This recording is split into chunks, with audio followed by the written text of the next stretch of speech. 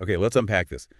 What if the deepest sorrows you've carried, the frustrations you swallowed, the worries you kept hidden, what if they aren't just invisible burdens? Like not just mental stuff. Exactly. Yeah. What if they could actually be having a conversation with your body, whispering secrets, maybe influencing your physical health in ways we're only, you know, starting to grasp? And could they even play a part in something as serious, as complex as cancer?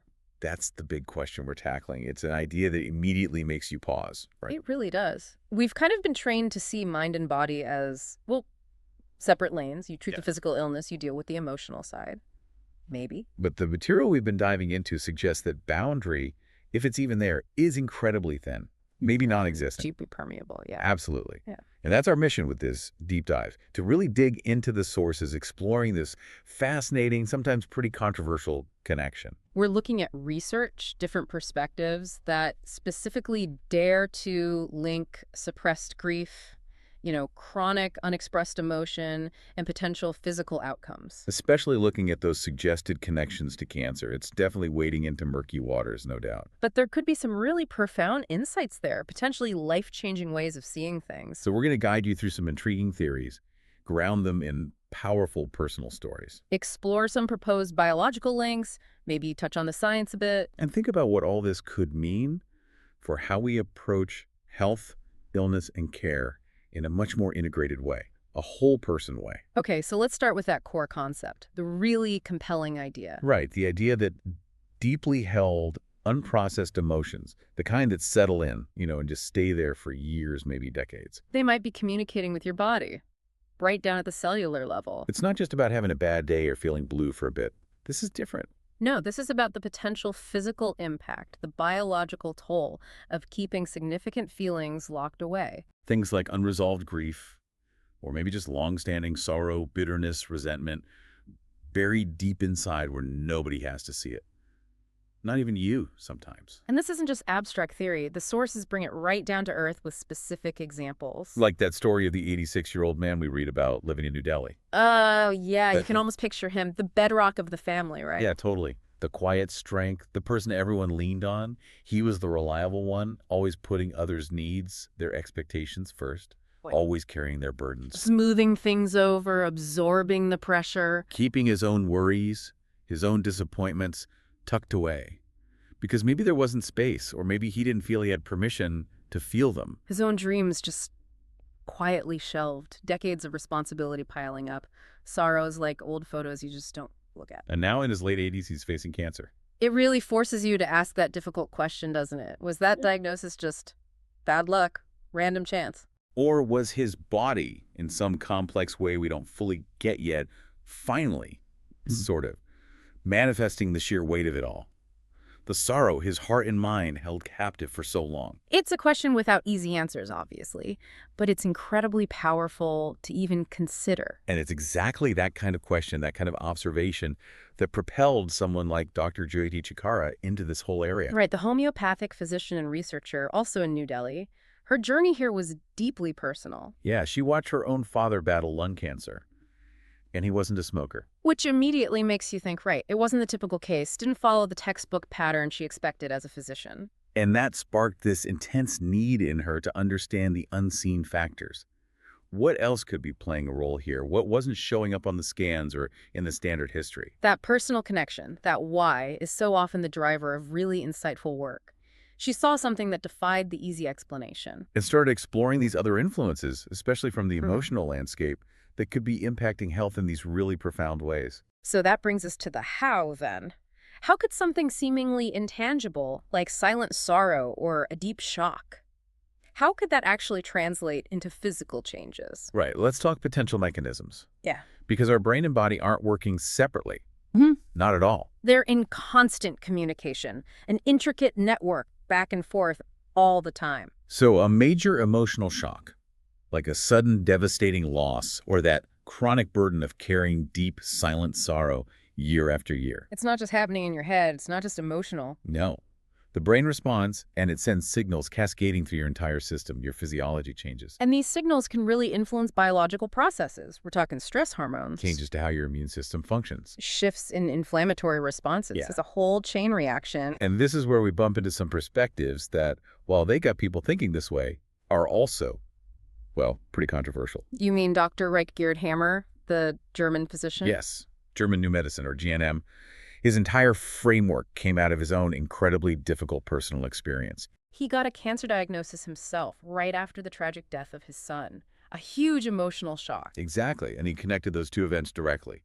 That shock, then the illness. And based on that, he proposed this really radical idea that cancer isn't just random cell malfunction. He saw it as a direct biological response to what he called biological conflicts. Specific, acute, unresolved emotional shocks that he believed left physical traces, not just in the organ affected, but also in a specific spot, a relay in the brain. The core idea being that the body is physically reacting, biologically adapting somehow to deep, unaddressed emotional pain. It's a powerful framework, kind of unsettling too, suggesting your body is physically responding to something your conscious mind couldn't process or escape. And the proposed pathway people often explore in this context links those suppressed emotions to chronic stress. Right, the constant activation of the stress response. If you're always holding things in, always telling yourself, I'm fine, be strong, when you're really not. That internal conflict, that dissonance, can push stress hormones like cortisol into overdrive. Exactly. Cortisol, it's your body's alarm system, essential for short bursts, dealing with immediate danger. But if that alarm is constantly blaring, because of chronic stress or this unresolved emotional burden, it starts to wear things down. Chronically high stress hormones can definitely dampen your immune system's effectiveness, make it less sharp. Less able to spot things that look wrong, Yeah. like cells starting to mutate or act abnormally. Before they get a chance to really establish themselves and grow into a bigger problem. And prolonged emotional stress also seems to fuel inflammation, doesn't it? It really does. Chronic inflammation isn't just like a swollen ankle, it's a complex state across the body. And it can create this environment where various diseases might find it easier to take hold and progress, including potentially cancer. So the thinking here, from this perspective, isn't necessarily a simple line. Feel grief, get cancer. It's more nuanced. More like prolonged, suppressed emotional states, Yeah. especially intense ones like grief or trauma. They could create this state of chronic stress and inflammation that acts like fertile ground. Maybe like the match that lights a fuse, making someone more vulnerable if other things are already there, like genetics or environmental factors. Or maybe influencing how an existing condition develops or progresses. It's about creating vulnerability, perhaps. Okay, now this is really critical. We have to bring in the nuance and look at the evidence carefully. Absolutely. Because while Dr. Hamer's GNM is part of the history here, it is highly controversial, not accepted by mainstream medicine. That's crucial. Critics point to a real lack of rigorous scientific backing for GNM's specific claims. The brain relays, the direct organ links. And importantly, it risks dangerously oversimplifying cancer, which we know is incredibly complex. So many factors involve genetics, environment, lifestyle, just plain bad luck sometimes. Attributing it solely or even primarily to emotions, like GNM tends to do, just doesn't line up with the vast amount of scientific understanding we have. And frankly, blaming someone's cancer entirely on their emotional state feels, well, not just unscientific, but potentially quite cruel. Like saying a building collapsed just because the people inside were unhappy. It ignores the actual structure, the foundations, external forces. Yeah, exactly. However, and this is just as important, while Hamer's specific theory is heavily debated. The core concept of the mind-body connection is absolutely not fringe science. Not anymore. No way. There's robust, well-established research showing chronic psychological stress has real measurable impacts on our biology. Studies show it can affect our DNA, speed up cellular aging, suppress immune function. And definitely increase vulnerability to a range of diseases. That part is pretty well accepted. Exactly. We saw a mention of studies like that 2019 research in Nature Reviews Cancer. Right, that wasn't just saying stress feels bad. It specifically suggested psychological stress can promote tumor growth. By negatively affecting the tumor microenvironment, the area right around the tumor, blood vessels, other cells. So while emotions might not start the cancer, that kind of research suggests they could potentially influence its progression or create conditions where it grows more easily. And this is where Dr. Chhikara's work offers, I think, a really valuable perspective. It bridges these ideas more groundedly. She's not pushing some kind of woo-woo thinking Yeah. or saying positive thoughts alone cure cancer. Not at all. No, her approach is about a holistic view, integrating emotional well-being as a crucial, fundamental factor in the whole health picture. And critically, within the context of disease care, it's not about replacing treatments like chemo or surgery. It's about adding a vital layer of understanding and support, acknowledging the whole person, not just the diagnosis on the chart. And the human element here is just so powerful, isn't it? Let's go back to Dr. Chhikara and her father for a moment. Seeing his battle wasn't just academic for her. It lit up this potential connection in a way research papers alone couldn't. She saw the parallels, didn't she, between his physical fight and the immense emotional weight he'd carried his whole life. He was that archetype, again, solving everyone else's problems, taking on their stress, but burying his own hurt, his own struggles. And that narrative, gosh, it resonates everywhere, doesn't it? Yeah. How many people listening right now feel that pressure? Always having to be the strong one, putting others first, suppressing your own needs, your vulnerability. Maintaining that facade that everything's fine, even when you feel like you're falling apart inside. It can be especially intense in certain cultural contexts where family and community well-being are paramount. The sources specifically mention the Indian context, Mm-hmm. where family ties, obligations are incredibly strong. The pressure there to be resilient, to hide tears, to just soldier on no matter what you're feeling, it can be huge. Emotions, especially the difficult ones, are often expected to be suppressed for the good of the group. And mental health can still be quite taboo. And you see the absolutely devastating results when this emotional burden slams into physical hardship. Like in those heartbreaking stories of the young people. Madhavi from Chittoor, Jyoti from Uttar Pradesh. Both so young, facing severe illness, compounded by crushing financial stress. Their families couldn't afford treatment. And they reached a point of asking for euthanasia. It's just tragic. These stories really highlight how severe emotional distress, the guilt, the fear, feeling like a burden, can pile onto an already terrible medical situation. That idea that the body is keeping score of all this unspoken pain. That it's somehow screaming what the voice can't articulate because of conditioning or culture. It just resonates so powerfully, so sadly in cases like theirs. So if we start to really accept that emotions, stress, our physical state are deeply tangled up, even if we don't know all the exact wires. How does that change how we approach illness, especially something like cancer care? It's clearly not about ditching traditional treatments, but how might care evolve? Well, it means integrating the emotional and psychological side right from the start, not as an afterthought. It fundamentally shifts the questions we ask, doesn't it? Yeah. And what we prioritize. Instead of only focusing on the tumor, how do we shrink it, cut it out, kill the cells? A truly holistic approach asks broader questions, like, what is this person's body trying to tell us? Not just with the tumor, but with everything else. And crucially, what's weighing on their heart? What unspoken burdens are they carrying? That just opens up space, doesn't it? Yeah. Space to acknowledge unresolved grief, past trauma.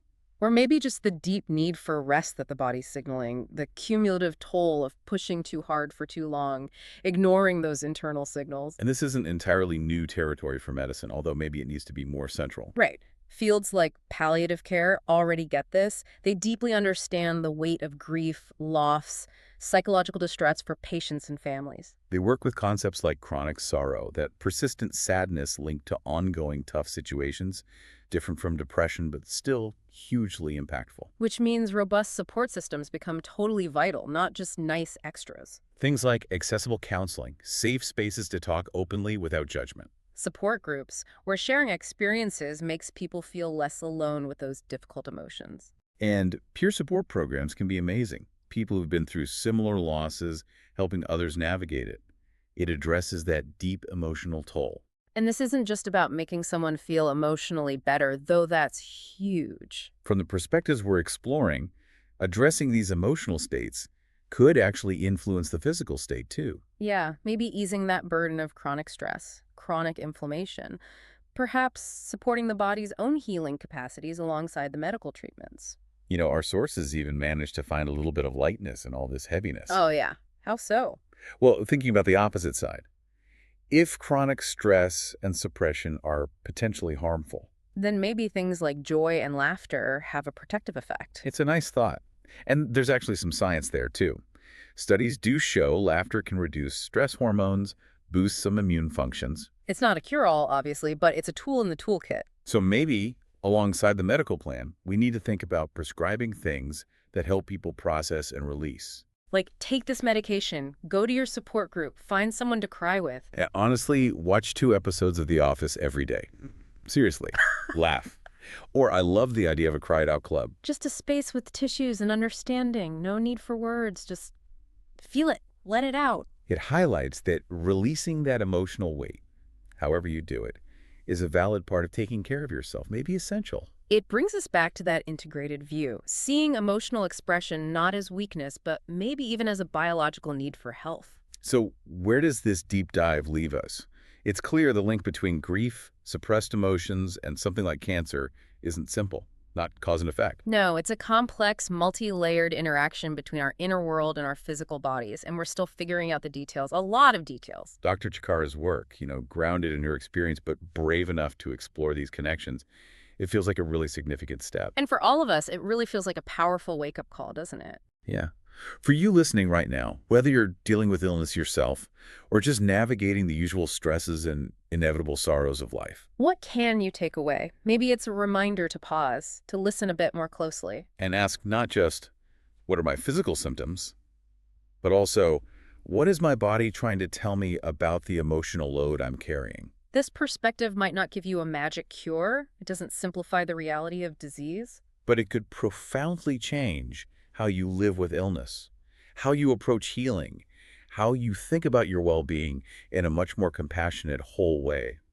Ultimately, for everyone, it feels like a call for more self-awareness, more self-compassion. To check in with ourselves more often, Yeah. to actually give ourselves permission to feel our emotions, all of them, even the messy, uncomfortable ones. Then to maybe start pretending we're just machines that can bottle everything up forever without any consequences. If we want medicine in the future to truly serve the whole person, it has to see the whole human, including the landscape of the heart and mind, not just the disease in a vacuum. If our bodies really are listening to our unspoken emotional world, kind of keeping that quiet score. Maybe the most powerful act of self-care isn't just diet or exercise, but simply giving our hearts permission to speak. To feel, to grieve, to laugh, to Right. express fully. What small feeling have you been holding on to, maybe for a long time, that might just need a moment today?